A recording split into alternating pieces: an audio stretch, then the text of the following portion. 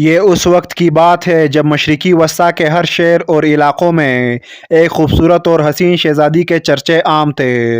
لوگ ہر بات میں اس کی حسن کی مثال دیا کرتے اور ہر شخص کی یہ خواہش تھی کہ موت سے قبل ایک مرتبہ اس حسینہ کی ایک جھلک دیکھنے کو مل جائے۔ نہ صرف عوام بلکہ بادشاہ اور امراء بھی اس عورت کی دیدار کی خواہش رکھتے تھے۔ یہ مشہور حسینہ ایزا نامی ملک کی شہزادی ایزابل تھی۔ یہ وہ دور تھا جب حضرت سلیمان علیہ السلام کے وفات ہوئے کئی سال گزر چکے تھے اور بنی اسرائیل کی عظیم سلطنت دو حصوں میں بٹ گئی تھی۔ شمالی علاقے میں اسرائیل اور جنوب میں یہودیہ نام کی دو ریاستیں بن گئی تھی۔ اس زمانے میں اسرائیل پر اخریہب نامی بادشاہ کی حکومت تھی جو اسرائیل سلطنت کا 7واں بادشاہ تھا۔ اخریہب 918 قبل مسیح میں تخت نشین ہوا۔ اخریہب بھی شہزادی ایزابل کا فرافتہ تھا، لہٰذا اس نے ایزابل سے شادی کر لی۔ ایزابل ایک خوبصورت اور مغرور عورت ہونے کے ساتھ مشرک بھی تھی۔ وہ فنیکی بادشاہ کی بیٹی تھی اور فنیکیوں کے دیوتا بال کی پوجا کیا کرتی تھی، جبکہ بنی اسرائیل اور بادشاہ اخریہب توحید پرست تھے اور حضرت موسیٰ علیہ السلام کے شریعت پر عمل پیرا تھے۔ لیکن اخریہب اپنی بیوی ایزابل کی باتوں میں آ گیا اور اس نے بال کی عبادت شروع کر دی۔ ایزابل ایک چالاک اور شاطر عورت تھی۔ اس نے اخریہب کو اس بات پر راضی کر لیا کہ بال دیوتا کے لیے ایک مندر اور بت کی تعمیر کروائے تاکہ بنی اسرائیل میں بال دیوتا کی پرستش کی اشاعت ہو اور لوگ اس مشرکانہ دین پر آ جائے۔ لہٰذا بادشاہ نے اسرائیل کے دارالحکومت سامریہ میں بال دیوتا کا ایک عظیم مندر تعمیر کروایا اور بال کی ایک عظیم بت بھی بنوائی۔ یہ بت سونے کا تھا اور اس کا قد 20 گز تھا۔ اس کے 4 منہ تھے اور 400 افراد اس کی خدمت میں مامور کیے گئے تھے۔ اس مندر کے گرد میلے لگنے لگے۔ بنی اسرائیل اس بت کے پاس آ کر منتیں مانگتے، سونے چاندی کے نذرانے چڑھاتے اور اس کی پرستش کرتے تھے۔ بال دیوتا کی وجہ سے اس شہر کا نام بالبوک پڑ گیا۔ لیکن اب بھی بنی اسرائیل میں کچھ لوگ ایسے تھے جو موسیٰ علیہ السلام کے دین پر قائم تھے اور اس باطل دیوتا کی پرستش کو ناپسند کرتے تھے۔ وہ اللہ سے دعا کیا کرتے کہ بنی اسرائیل راہ ہدایت پر آ جائے۔ لہٰذا اللہ رب العزت نے اس قوم کی ہدایت اور رہنمائی کے لیے حضرت الیاس علیہ السلام کو وہاں مبعوث کیا۔ آپ حضرت ہارون علیہ السلام کے اولاد میں سے تھے۔ بائبل میں حضرت الیاس علیہ السلام کا ذکر ایلیا کے نام سے آیا ہے۔ حضرت الیاس علیہ السلام نے بالبوک شہر کو دعوت و توحید کا مرکز بنایا اور لوگوں کو ایک خدا کی پرستش کی طرف بلانے لگے۔ آپ بنی اسرائیل سے کہا کرتے تھے کہ تم لوگ واحد اور یکتا اللہ کو چھوڑ کر بال کو پکارتے ہو، حالانکہ یہ نہ تمہاری حاجت روائی کر سکتا ہے اور نہ ہی تمہیں کوئی فائدہ دے سکتا ہے۔ اس اللہ کی طرف لوٹ آؤ جو نہ صرف تمہارے اور تمہارے باپ داداؤں کا رب ہے بلکہ آسمانوں اور زمین اور اس کے درمیان جو کچھ بھی ہے ان کا خالق و مالک ہے۔ حضرت الیاس علیہ السلام کے اس پیغام کو بنی اسرائیل نے جھٹلا دیا اور انکار کر دیا۔ جب آپ نے بادشاہ اخریہب اور ملکہ ایزابل کو دعوت دی تو انہوں نے بھی آپ کی بات نہیں مانی۔ ملکہ ایزابل نہایت ہی سفاک عورت تھی۔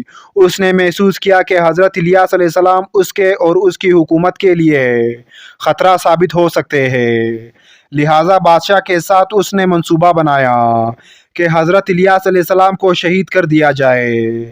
لہٰذا اللہ کے حکم سے حضرت الیاس علیہ السلام نے بالبوک شہر کو چھوڑ دیا اور کسی پہاڑ کے غار میں چلے گئے اور وہیں رہنے لگے۔ آپ کے جانے کے بعد اسرائیل میں قحط سالی پڑ گئی اور 3 سال تک مسلسل بارش نہ ہوئی۔ فصل تباہ ہو گئے اور لوگ ایک ایک بوند پانی کو ترسنے لگے۔ ملک میں لوٹ مار اور چوری ڈکیتی بڑھ گئی، یہاں تک کہ بنی اسرائیل نے اخریہب کے محل کو بھی گھیر لیا اور اس کے ایک حصے میں آگ لگا دی۔ آخرکار اخریہب نے حکم دیا کہ حضرت الیاس علیہ السلام کو تلاش کیا جائے۔ سپاہیوں نے آپ کو کھوجا اور بادشاہ کے درخواست پر آپ دوبارہ بالبوک تشریف لائے، لیکن بال کے پجاریوں اور ملکہ ایزابل بادشاہ کے اس عمل سے بہت غصہ ہوئی اور الیاس علیہ السلام کا دوبارہ واپس آنا اسے ناگوار گزرا۔ حضرت الیاس نے بادشاہ اور بنی اسرائیل کے سامنے ایک تجویز رکھی کہ بال کے بڑے پجاری اپنے معبود کے نام پر جانور کی قربانی دے اور میں اپنے معبود اللہ کے نام پر قربانی دوں گا۔ جس کی قربانی قبول ہوگی اس کا خدا برحق ثابت ہوگا اور پھر پوری قوم اسی معبود سے بارش کی دعا کرے گی۔ اس دور میں قربانی کا یہ دستور تھا کہ قربانی کے بعد جانوروں کو کھلے میدان یا پہاڑ کے چوٹی پر رکھ دیا جاتا اور آسمان سے ایک آگ آ کر اسے جلا دیتی، جو اس بات کا ثبوت ہوتا یہ قربانی قبول ہو گئی۔ لہٰذا اگلی صبح کوہ کرمل کی اونچی چوٹی پر ایک طرف حضرت الیاس علیہ السلام کھڑے تھے اور دوسری طرف بال کے پجاری موجود تھے۔ دونوں فریق نے قربانی کی جانوروں کو اونچی جگہ پر رکھ دیا۔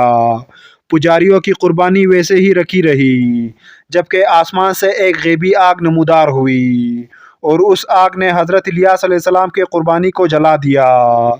یہ دیکھ کر بنی اسرائیل میں شور مچ گیا، بادشاہ پر لرزہ طاری ہو گیا اور حق واضح ہو گیا کہ الیاس علیہ السلام کا خدا ان کے ساتھ ہے اور وہیں خالق حقیقی ہے۔ لہٰذا اخریہب نے الیاس علیہ السلام سے معافی مانگی اور پجاریوں کو قتل کرنے کا حکم دے دیا۔ حضرت الیاس علیہ السلام نے اللہ سے بارش کے لیے دعا کی۔ دیکھتے ہی دیکھتے آسمان پر گھٹائیں چھانے لگی اور موسلادھار بارش ہو گئی۔ بنی اسرائیل دوبارہ ایمان لے آئے اور شرک سے توبہ کر لیا۔ دوسری طرف ملکہ ایزابل بت پرستی پر قائم رہی اور دل میں یہ طے کر لیا کہ وہ ان پجاریوں کا بدلہ حضرت الیاس علیہ السلام کو قتل کر کے لے گی۔ اپنی اس صفاکی اور چالاکی سے اس نے اخریہب کو پھر بہکانا شروع کر دیا۔ بادشاہ اس کی باتوں میں آ گیا اور دوبارہ بال کی پوجا شروع کر دی۔ بنی اسرائیل جب پانی سے سیراب ہو گئے اور ان میں خوشحالی لوٹ آئی تو وہ بھی حضرت الیاس علیہ السلام کے دین سے پھر گئے اور دوبارہ فسق و فجور اور شرک میں مبتلا ہو گئے۔ ملکہ ایزابل حضرت الیاس علیہ السلام کی جان کے دشمن بن گئی۔ مجبوراً آپ نے بالبوک کو خیر آباد کہا اور کوہ سینا پر چلے گئے۔ بنی اسرائیل کھلی نشانی دیکھنے کے باوجود اللہ کے منکر ہو گئے۔ ان میں شراب نوشی، زنا، شرک عام ہو گیا اور بالبوک پھر سے ان برے کاموں کا مرکز بن گیا۔ لہٰذا الیاس علیہ السلام نے اللہ سے دعا کی، یا تو یہ قوم راہ راست پر آ جائے یا ان پر عذاب الہی نازل ہو جائے۔ اللہ کی طرف سے بنی اسرائیل کے لیے عذاب کا فیصلہ ہو چکا تھا اور اب قہر الہی کا آنا قریب تھا۔ اسرائیل اور یہودیہ کے سرحدوں پر وحشی قبائل آباد تھے جو لوٹ مار کیا کرتے تھے، لیکن اب ان کی آبادی بھی بڑھ چکی تھی اور وہ کافی طاقتور بھی ہو گئے تھے۔ انہوں نے اسرائیل پر حملہ کر دیا اور سارے شہر میں لوٹ مار کر کے آگ لگا دی۔ پورا شہر تخت و تاراج ہو گیا، ہر طرف لاشیں اور بربادی دکھائی دیتی تھی۔ اس وحشی قوم نے اخریہب ملکہ ایزابل اور اس کے بیٹے کو بھی قتل کر دیا، اور وہ ملکہ جسے اپنے طاقت، بادشاہت اور حسن پر اتنا غرور تھا، جب وہ مری تو اس کے جسم کو سڑکوں پر پھینک دیا گیا اور بنی اسرائیل نے اپنے آنکھوں سے دیکھا کہ بہت سارے جنگلی کتے اس کے لاش کو نوچ نوچ کر کھا رہے تھے۔ اس وقت نہ تو اس کا دیوتا بال کام آیا اور نہ ہی کوئی باطل معبود۔ آج بالبوک شہر لبنان کے نام سے موجود ہے، جہاں اس زمانے کے کھنڈرات آج بھی اس دور کی شان و شوکت اور تباہی کی گواہی دیتی ہے، جو تا قیامت نوح انسانی کے لیے عبرت ہے۔